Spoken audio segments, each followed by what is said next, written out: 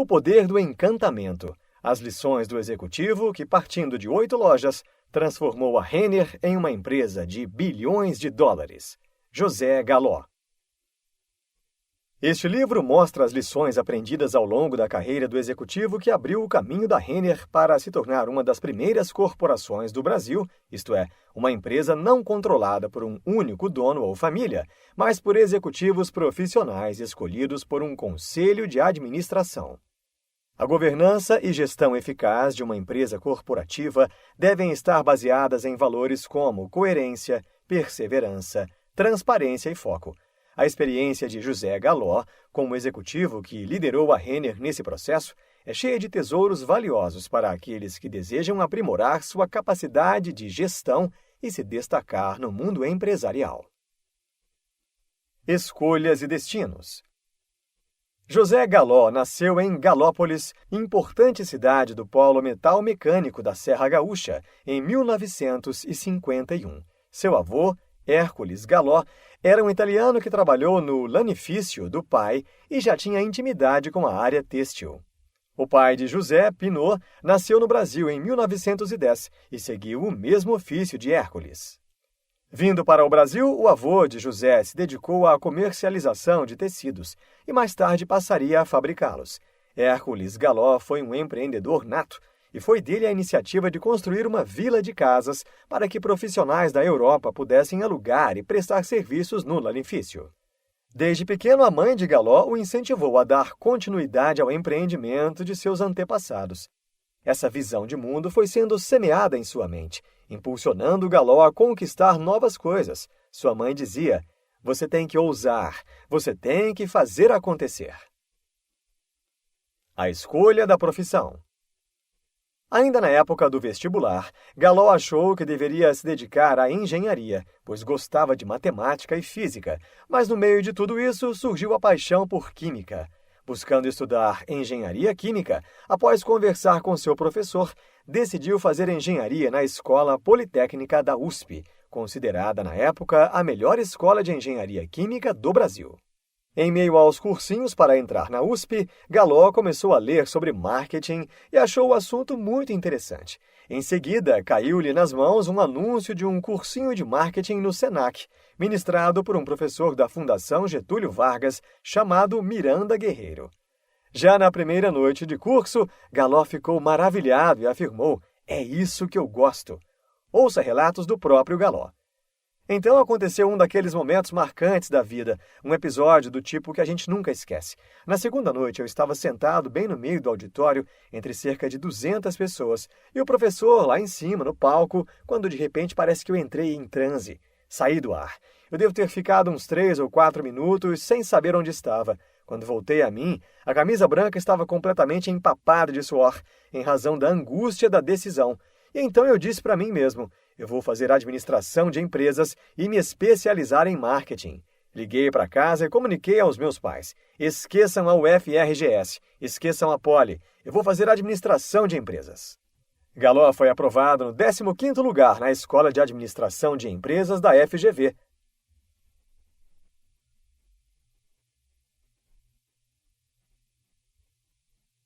Nessa época, ele namorava uma moça de Farroupilha chamada Flávia, que mais à frente viria a ser sua esposa. Nessa época, eles trocavam cartas e no final de semana ele viajava para encontrar sua namorada. Durante seus estudos na FGV, os estágios faziam parte de seu currículo naquela instituição e não poderiam ser feitos em qualquer empresa. Sua primeira experiência foi na Copersucar, que produzia o açúcar União. A FGV foi muito interessante pelo convívio que Galló tinha com as pessoas de alto nível. Seus amigos eram filhos de banqueiros, filhos de donos de grandes construtoras, diretores, fazendeiros. Eram pessoas com as quais havia troca interessante de conhecimento e experiência, e que, apesar da classe social mais alta, eram acessíveis. Em todo o tempo que esteve estudando em São Paulo, Galló aproveitou as oportunidades que lhe eram propostas. O desafio da Incosul. Ao longo de minha trajetória pessoal e profissional, os aprendizados se sucederam. Um dos mais importantes foi o de que, em momentos de crise aguda, é fundamental manter, de um lado, a serenidade e, de outro, a convicção sobre o que precisa ser feito e fazê-lo. De outra parte, quando nos deparamos com situações em que é preciso fazer escolhas, mas percebemos que não estamos circunstancialmente com equilíbrio emocional, o mais indicado a fazer é não decidir. O melhor é esperar, tratar de buscar o reequilíbrio para então tomar a melhor decisão. Em qualquer situação, ter a habilidade de agregar as pessoas em torno de um objetivo comum é fundamental para uma gestão vencedora. Em 1974, quando Galó ainda estava em São Paulo, ele e Flávia decidiram se casar. Se de um lado colocavam um fim à distância, de outro foi um período difícil, pois tinham poucos recursos e era preciso fazer economia em tudo que fosse possível. Quando concluiu seu curso na FGV, surgiu a oportunidade de retornar para o Rio Grande do Sul. Em 1977, o nome de José Galó foi sugerido ao superintendente de uma holding, Sérgio Sade, para a elaboração de uma espécie de diagnóstico avaliando a rentabilidade dos negócios do grupo. O grupo Maisonave era o típico conglomerado da época, com participação em diversas empresas. Além do banco de mesmo nome, tinha negócios na área de calçados, imobiliária, defensivos agrícolas, uma indústria de cosméticos e a Incosul. A Incosul era uma loja de departamento de móveis e eletrodomésticos. Havia sido fundada em 1935. Como não chegou a ser feita uma apresentação formal sobre quem Galó era e qual seria a sua função na empresa, logo foi visto como um intruso agindo em nome do acionista controlador do grupo. Os gestores, portanto, não facilitaram em nada o trabalho dele. Depois de um tempo, Galó conseguiu ter acesso a alguns números e logo percebeu que havia alguma coisa estranha. A situação da empresa era bastante delicada. Galó percebeu que a empresa tinha muitos problemas na forma como vendia seus produtos e que seus estoques estavam totalmente defasados. Logo, em 45 dias, Galó fez um relatório e mandou para a holding. Depois de um tempo, mesmo com as dificuldades enfrentadas no seu ambiente de trabalho, aos poucos, Galó conquistou seu espaço e foi contratado para assumir a gerência de comunicação e marketing da Incosul. A reinvenção de um gigante do varejo. Cristiano Renner havia ligado para Galó por indicação de um dos controladores do grupo, Joaquim Oliveira, para realizar um diagnóstico da situação da Renner. Galó buscou então se dedicar a realizar o diagnóstico da Renner, que já era uma das mais tradicionais lojas de varejo do Rio Grande do Sul e que passava por um momento delicado. As lojas Renner ganharam personalidade jurídica e independência administrativa em 1965. Até então, a estrutura operava como departamento comercial das organizações Renner. O império foi construído por A. J. Renner, considerado o pai da indústria no Rio Grande do Sul. Assim que as lojas Renner passaram a existir de forma independente do grupo, começaram a crescer com novas unidades, fortalecendo os planos para expandir a rede para o interior do estado.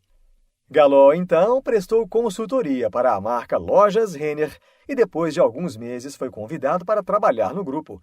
Sua primeira medida foi apostar em um novo posicionamento da marca, pois na época a economia interna estava em crise pela diminuição do poder de compra dos brasileiros. Em tentativas anteriores, no desespero de aumentar o faturamento e obter capital de giro, a Renner chegou ao ponto de criar corners dentro das lojas maiores, vendendo todo tipo de produto, como potes de mel. Uma completa descaracterização de uma empresa com tradição e um passado de posicionamento como loja top. Era necessário apostar num mix de produtos que não descaracterizassem a marca, mas que ao mesmo tempo atendessem ao poder de compra do público-alvo da empresa.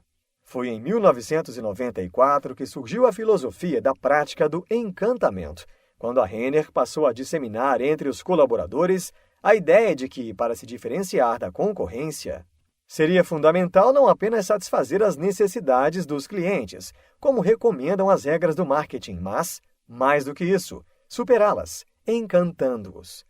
Não apenas implantaram a nova filosofia, como mensuraram o novo posicionamento com os chamados encantômetros. Estes são equipamentos nos quais, ao deixar uma loja, os clientes podem registrar como foi o atendimento e sua experiência, ao lado do equipamento, onde constam opções como muito satisfeito, verde, satisfeito, amarelo, ou insatisfeito, vermelho. há um colaborador que incentiva que a opinião seja registrada e se prontifica a buscar a solução para eventuais problemas que levaram à insatisfação. Para implementar esse novo modelo de operação, como em outras mudanças que viriam, foi essencial ganhar a confiança dos acionistas, estar próximo, fazer reuniões esclarecedoras, explicar os desafios e como enfrentá-los e prestar contas periodicamente. Foi necessário se antecipar aos fatos, principalmente nas circunstâncias negativas. No entanto, também foi importante ter amplos poderes para tomar as medidas necessárias, mesmo as mais complicadas, com impactos a longo prazo e muitas vezes com certo grau de aposta ou de risco. O Conselho de Administração da Renner foi crucial nessa jornada. Também foi preciso contratar novos gestores. Quando tomava a decisão de contratar um executivo, Gallo o fazia após uma série de testes e procedimentos que indicavam a probabilidade de que ele seria bem-sucedido na função e de que incorporaria a cultura da empresa, além de garantir que traria os melhores resultados. Gallo apostou na inovação para reforçar o diferencial competitivo. Para ele, a concorrência é um termômetro para estabelecer a medida da conquista de mercado.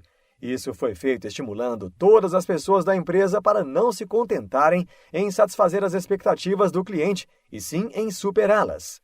Seja qual for a área em que atuam, tanto nas lojas quanto nos escritórios. Esse foi o segredo de Gallo do poder transformador do encantamento. Todos devem praticá-lo. Gallo ressalta que nos momentos de mudanças em uma empresa, o líder toma o papel de implementador. Nessas horas é preciso a identificação da equipe com essas mudanças, enriquecendo-as com contribuições e sugestões, para que todos sejam protagonistas do processo. A mudança tem que ser vendida, mas também comprada por todos os colaboradores. Para isso, é preciso ouvir a equipe, levar em conta suas impressões e sugestões. Isso gera um senso não só de participação, mas também de responsabilidade.